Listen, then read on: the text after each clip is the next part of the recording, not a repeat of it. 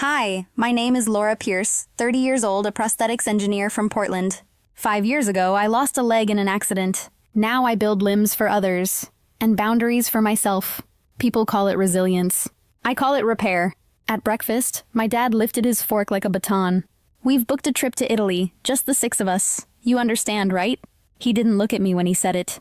He looked at the eggs. My mom nodded.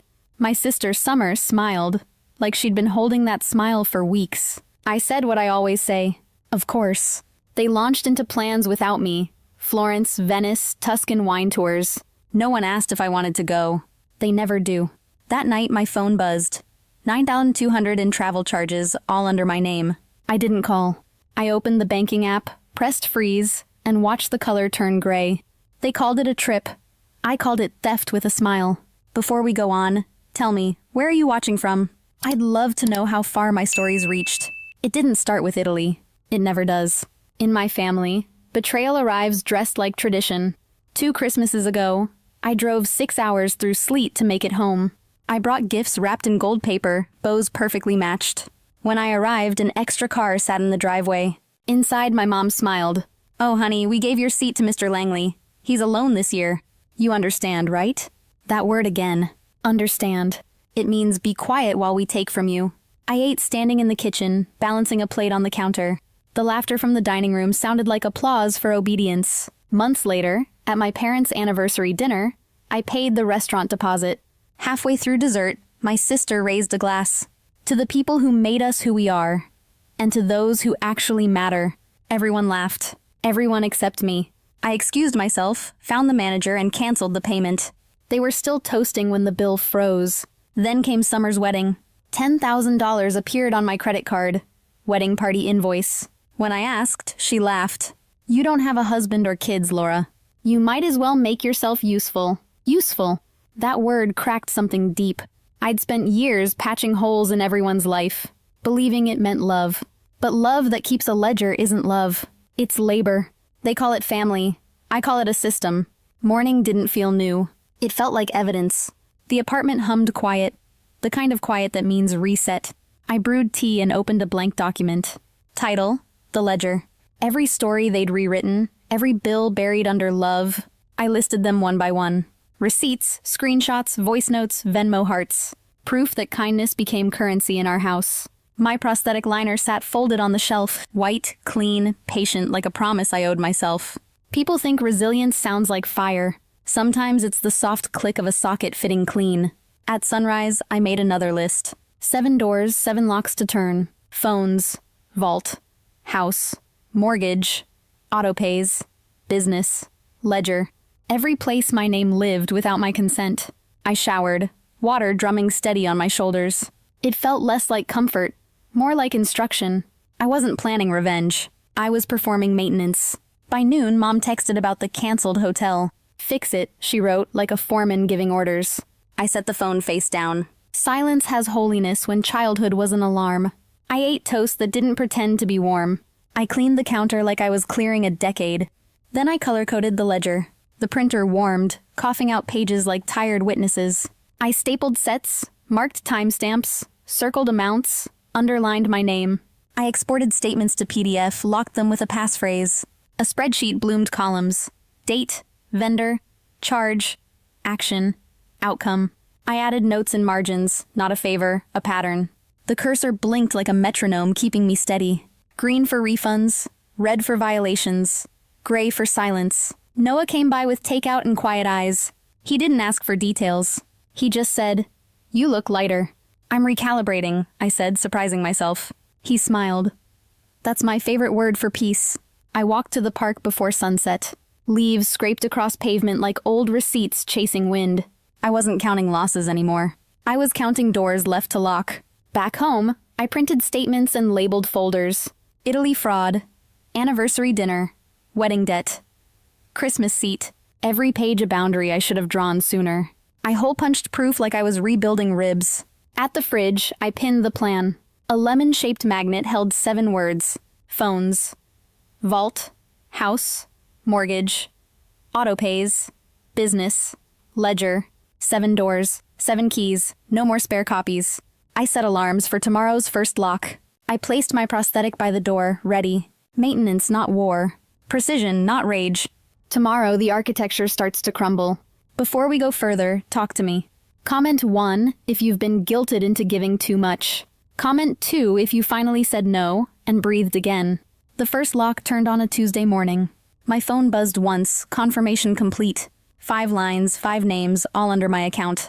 Mom, Dad, Summer, her husband, me. Family plan, family control. I didn't cancel it. That would have made me the villain too soon. I transferred each line to its rightful owner. 72 hours to update payment, or service ends. By Thursday, the first went dark. Mom's number vanished from the dashboard. Then Dad's, then Summer's. Each blinked offline like porch lights surrendering to a storm. My inbox filled with confusion. Dad, can't call, fix this. Mom, I'm losing signal. Summer, what's going on? I didn't reply. Ownership happened, that's all. Step 2, the vault. For years, I'd held every password. Banking, streaming, mortgage, utilities, even Summer's boutique login. I used to believe being useful meant being loved. Now I pressed reset master key. The system flashed. This action revokes all linked devices. Perfect. Emails poured in within minutes. Can't log in. Netflix isn't working. You're being childish. No, I was being sovereign.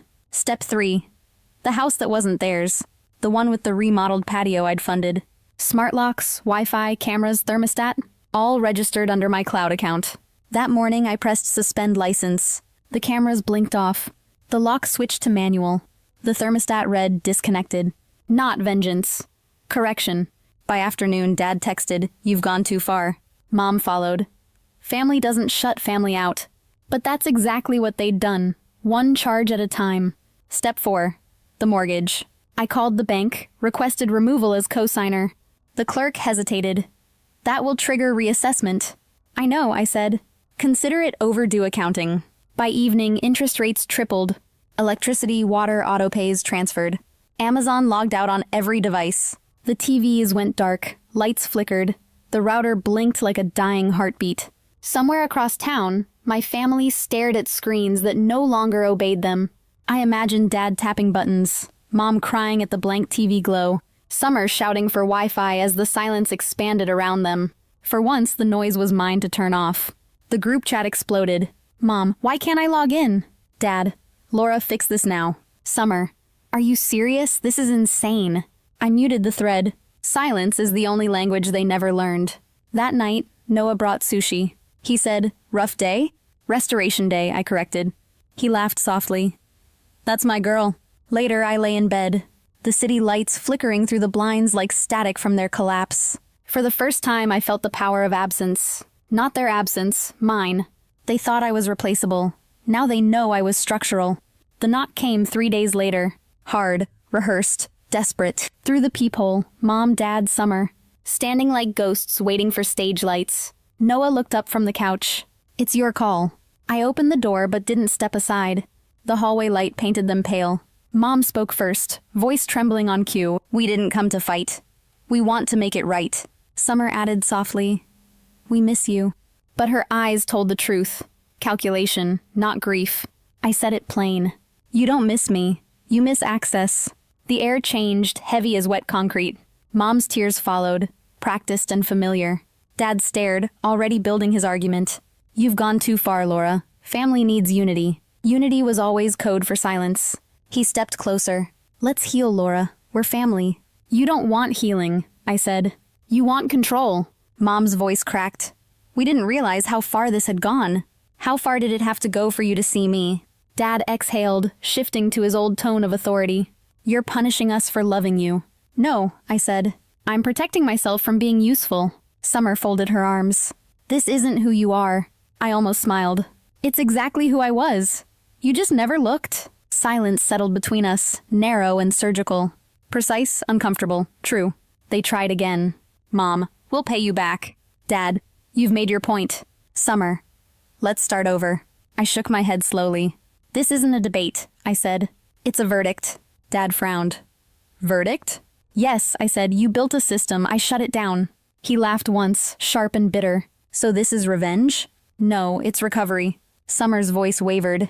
"What are we supposed to do now?" I looked at all three, steady. "Rebuild," I said. "Or don't." but not on my back. Mom reached out, trembling. Please, Laura. I didn't move. You didn't lose your safety net, I said quietly. You lost a daughter who finally chose herself.